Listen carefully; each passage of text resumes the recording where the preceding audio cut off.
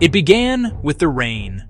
A cold, persistent drizzle fell from a gray sky, turning the narrow forest paths into channels of thick, grasping mud. The men of the Roman legions, thousands of them, trudged onward, their heavy leather sandals slipping and sliding. They were not dressed for a pitched battle. They were a column on the move. Wagons, families, the administrative baggage of a province. The air was heavy with the smell of wet earth and damp wool. The rhythmic beat of the drums sounded muffled, lost among the dense, towering trees. Then the world erupted into chaos. Not the ordered clash on an open plain. A blood-curdling shriek echoed from the high ground, a sound that was not Latin, not civilized. From the shadows between ancient oaks and behind moss-covered rocks, figures burst forth. They were fast, clad in animal skins, their faces painted with grim patterns. They swarmed like angry hornets, short spears and axes finding gaps in the stretched and disordered Roman formation. At the dawn of the 1st century, the Roman Empire was the undisputed superpower. Its reach was expanding ever northward. Under the long and prosperous reign of Augustus, Rome projected an image of invincible power and civilizing authority. Its legions were the most professional and formidable fighting force the world had ever seen, instruments of a policy that sought to extend Roman law, Roman roads, Roman taxation.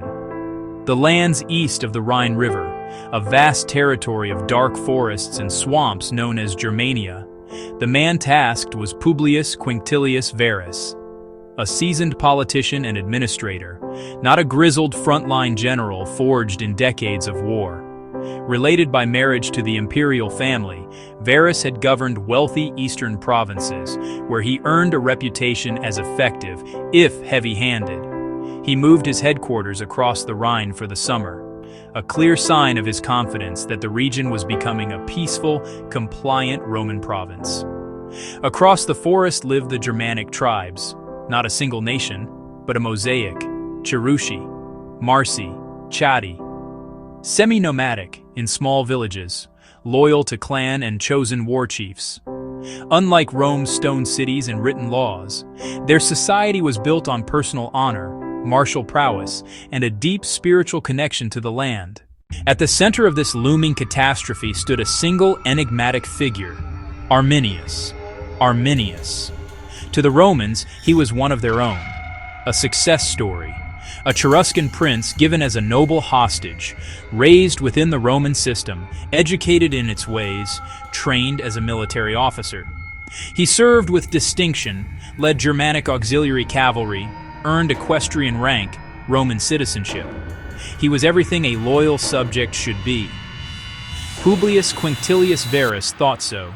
Arminius, frequent guest, trusted advisor, fluent in Latin, versed in protocol, guide to tribal politics.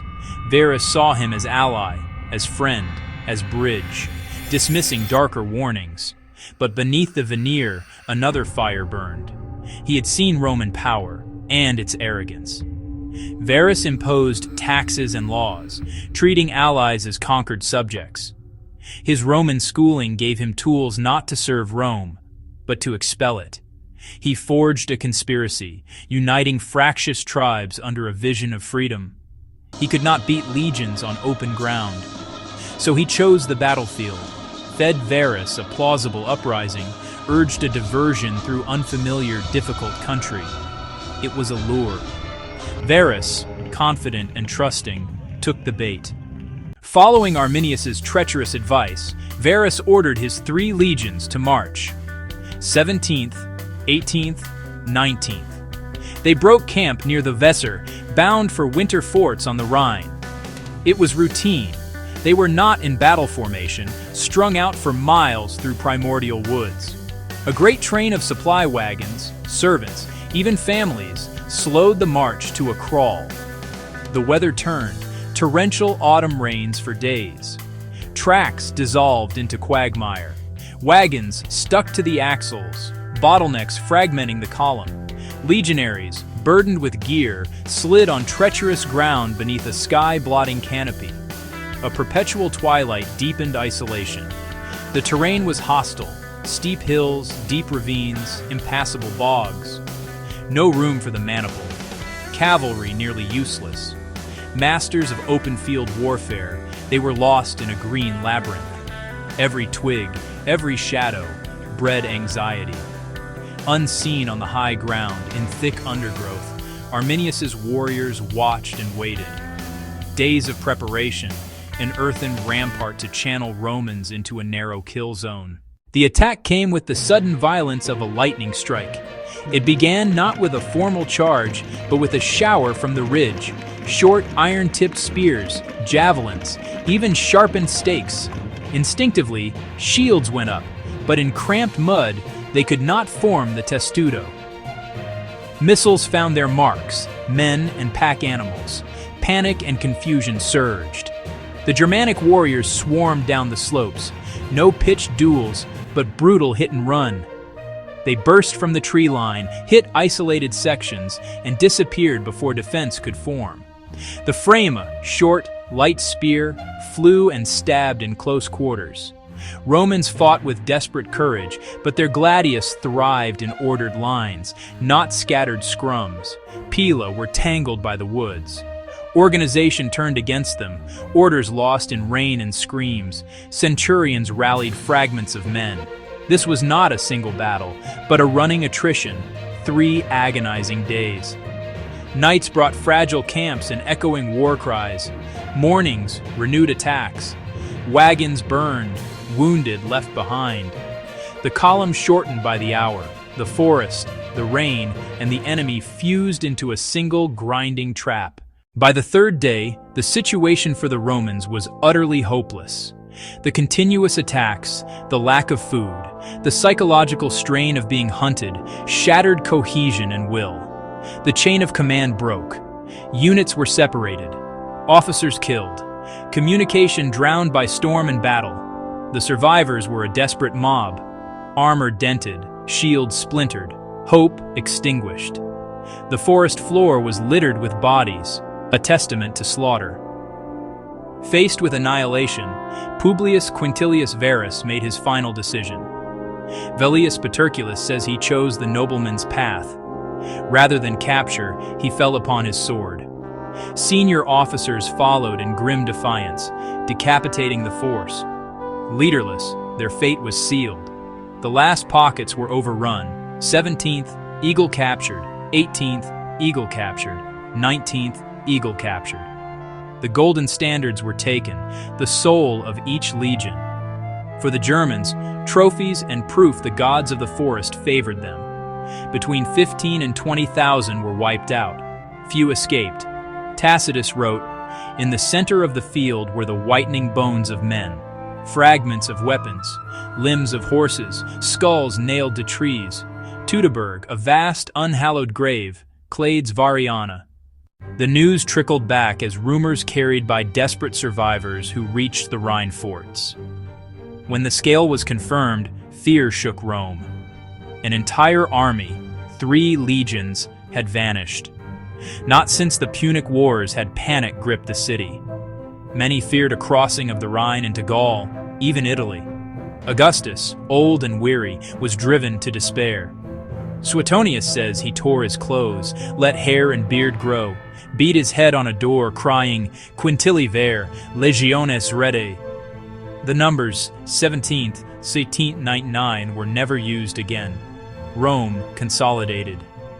Tiberius rushed reinforcements to hold the line. Germanicus led brutal campaigns to restore honor, recovering 2 lost eagles. Yet the strategy changed. Germania would not be annexed. Germanicus was recalled.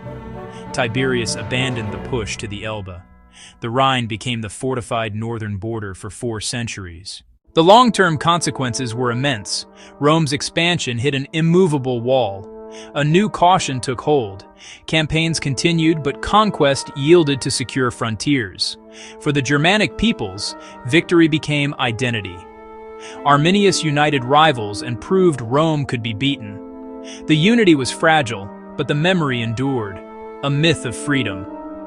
Preserved independence nurtured languages, cultures, and structures outside Roman control, on a path that would much later become Germany. Arminius's legacy shifted, praised by Tacitus, forgotten, then rediscovered in the Renaissance. In the 19th century, recast as Hermann, strength, unity, defiance, memorialized by the Hermannsdenkmal. Strategically, it showed how a technologically superior, disciplined army can be undone by terrain, climate, and asymmetric tactics. A timeless lesson in overconfidence, failed intelligence, and the need to understand local ground.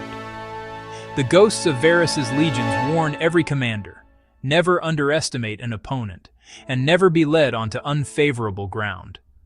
Today, the story of the Teutoburg Forest continues to fascinate. Betrayal, hubris, slaughter. For decades, the exact location was a mystery, hotly debated by historians and archaeologists. In the late 1980s, near Calcrease, a British amateur found Roman military artifacts. Excavations unearthed thousands. Helmet face masks, sword fragments, sandal hobnails, bronze brooches. Their distribution lets us trace the column's path and the ambush's brutal sequence. Each object ties to a life: a silver-plated harness fitting, a surgeon's instruments, a coin of Augustus. These silent witnesses humanize the tragedy. It's a civilizational clash and a human story. Varus's fatal trust. Arminius, a man between worlds. Thousands marched into a trap, men with names and families who died far from home. It speaks to arrogance of power, potency of rebellion, and landscape as a decisive actor. Even the mightiest empires have vulnerabilities. Victory is never guaranteed. The ambush forced an empire to face its limits. The forest grew back, but the memory never faded. A proud army utterly lost among the trees.